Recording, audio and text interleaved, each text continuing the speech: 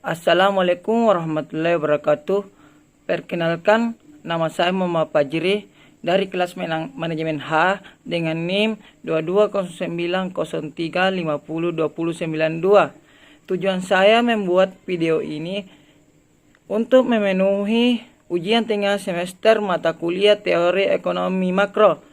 Pada kesempatan ini, saya akan menjelaskan mengenai keseimbangan ekonomi tiga sektor. Apa itu ekonomi tiga sektor?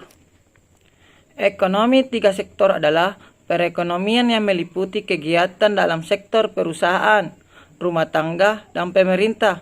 Kegiatan pemerintah menimbulkan dua aliran pembayaran.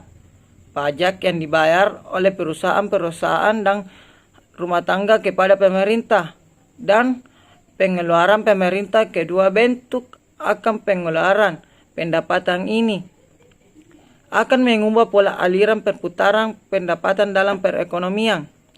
Dalam ekonomi tiga sektor, belum terdapat kegiatan mengekspor dan mengimpor. Oleh karena itu, ekonomi tiga sektor dinamakan juga sebagai ekonomi tertutup.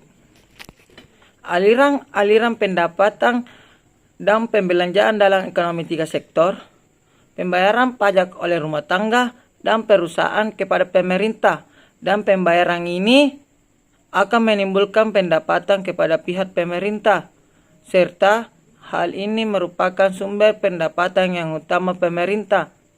Aliran baru yang kedua adalah pengeluaran dari sektor pemerintahan ke sektor perusahaan, dan aliran ini menggambarkan nilai pengeluaran pemerintah atas barang-barang dan jasa-jasa yang diproduksi oleh sektor perusahaan. Aliran pendapatan dari sektor pemerintah ke sektor rumah tangga, dan aliran ini sebagai akibat dari pembayaran atas konsumsi faktor-faktor produksi yang dimiliki sektor rumah tangga oleh pemerintah. Syarat keseimbangan dalam ekonomi tiga sektor. Dalam perekonomian, keseimbangan pendapatan nasional akan tercapai apabila penawaran agregat adalah sama dengan pengeluaran agregat. Untuk perekonomian dengan pendapatan nasional, untuk perekonomian yang tidak melakukan perdagangan luar negeri, penawaran agregat adalah sama dengan pendapatan nasional, yaitu sama dengan nilai barang dan jasa yang diproduksi dalam perekonomian pada suatu periode tertentu. Pengeluaran agregat atau pengeluaran yang dilakukan oleh berbagai pihak dalam perekonomian tersebut meliputi tiga jenis pembelanjaan, yakni pengeluaran konsumsi rumah tangga atau simbolkan dengan C. Investasi yang dilakukan swasta disimbolkan dengan I, dan maka pengeluaran yang dilakukan oleh pemerintah atau G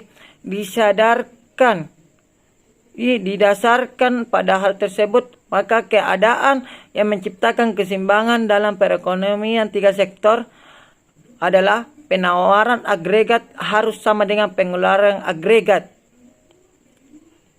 Y sama dengan I, atau persamaannya sebagai berikut. Jenis-jenis pajak yang dikutip pemerintah. A. Pajak dari segi pungutannya. Pajak langsung yaitu jenis pajak yang dipungut langsung oleh pemerintah dan dikumpulkan langsung oleh pemerintah dan wajib pajak yang membayar pajak. Pajak tidak langsung adalah jenis pajak yang dapat dipindah-pindahkan kepada pihak lain, dan salah satu contoh pengenaan pajak tidak langsung yang sangat penting adalah pajak impor. B. Pajak dari segi bentuknya. Pajak regresif adalah pajak yang presentasi pengenaannya menurun apabila pendapatan yang dikenakan pajak menjadi bertambah tinggi.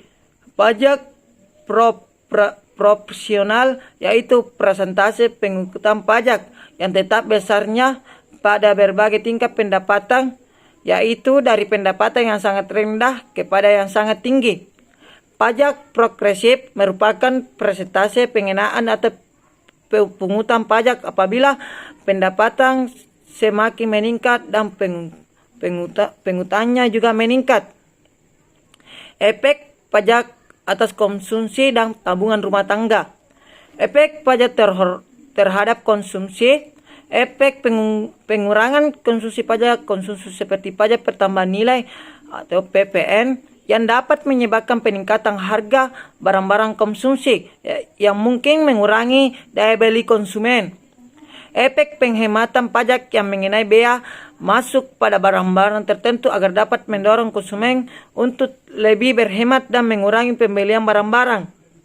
Efek substitusi pajak pada satu jenis barang dapat mendorong konsumen untuk lebih berhemat dan mengurangi pembelian barang-barang.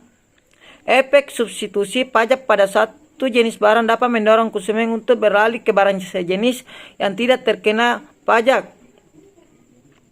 Efek pandangan pajak penghasilan dapat mempengaruhi tingkat pendapatan yang tersedia untuk dikonsumsi.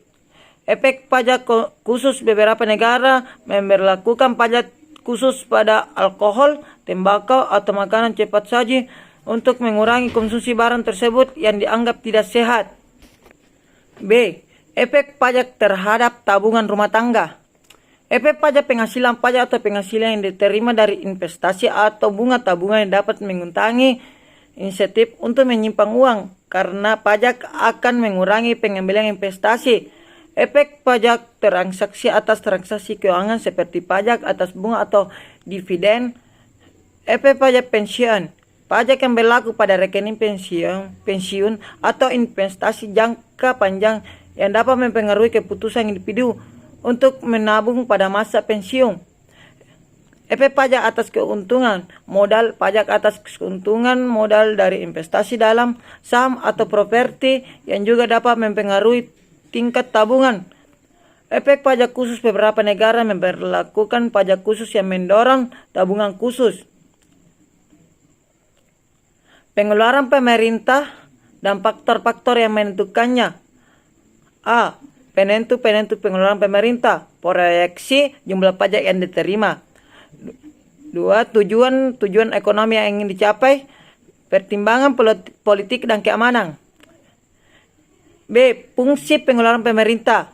Pada masa kemudaran ekonomi, seperti pendapatan pajak yang berkurang, tetapi untuk mengatasi pengangguran pada suatu daerah, maka pemerintah perlu melakukan lebih bertambah sebaliknya. Pada waktu inflasi dan tingkat kemakmuran tinggi, pemerintah harus lebih berhati-hati. Pembelanjaan yang harus dijaga agar pengeluaran pemerintah tidak keadaan inflasi yang masih terjadi. Multiplier dalam perekonomian 3 sektor. Dalam perekonomian 3 sektor, perubahan perbelanjaan agregat akan menimbulkan perubahan dalam pendapatan nasional sebanyak beberapa kali lebih besar dari perubahan pembelanjaan agregat yang asal, seperti yang telah diterangkan ketika membicarakan mengenai perekonomian 2 sektor. Keadaan tersebut akan berlaku sebagai akibat adanya proses multiplier. Dalam contoh angka ini digambarkan 2 keadaan, yaitu dalam perekonomian yang sistem pajaknya adalah pajak tetap, dan dalam perekonomian di mana sistem pajaknya adalah pajak profesional. Menghitung nilai multiplier. Uraian mengenai proses multiplier dengan menggunakan contoh angka dapat menerangkan bagaimana proses tersebut terwujud, tetapi tidak menerangkan secara jelas bagaimana menentukan besarnya nilai multiplier. Perhitungan nilai multiplier dapat lebih mudah dilakukan dengan menggunakan aljabar dalam perekonomian 3 sektor. Perbelanjaan agregat bukan saja diakibatkan oleh perubahan dalam investasi, tetapi juga oleh pajak dan pengeluaran pemerintah. Multiplier pengeluaran pemerintah. Investasi perusahaan dan pengeluaran pemerintah adalah komponen dari pengeluaran agregat. Kenaikan investasi secara langsung akan mengakibatkan kenaikan pengeluaran agregat, maka pada tahap pertama dari proses multiplier, pertambahan investasi akan menaikkan dengan pendapatan nasional yang sama besarnya. Pengelolaan pemerintah akan mengakibatkan pertambahan seperti itu pada tahap pertama dari proses multiplier. Pertambahan pengeluaran pemerintah akan menaikkan pendapatan nasional yang sama besarnya sebagai akibat dari keadaan ini. Maka nilai multiplier dari perubahan investasi adalah sama dengan nilai multiplier. Kesimpulan, ekonomi tiga sektor adalah perekonomian yang meliputi kegiatan dalam sektor perusahaan, rumah tangga, dan pemerintah.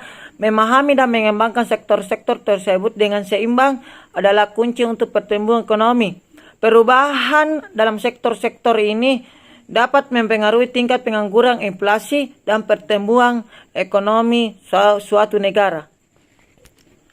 Sekian penjelasan dari saya. Lebih kurangnya mohon dimaafkan. Wabillahi taufiq wal hidayah. Wassalamualaikum warahmatullahi wabarakatuh.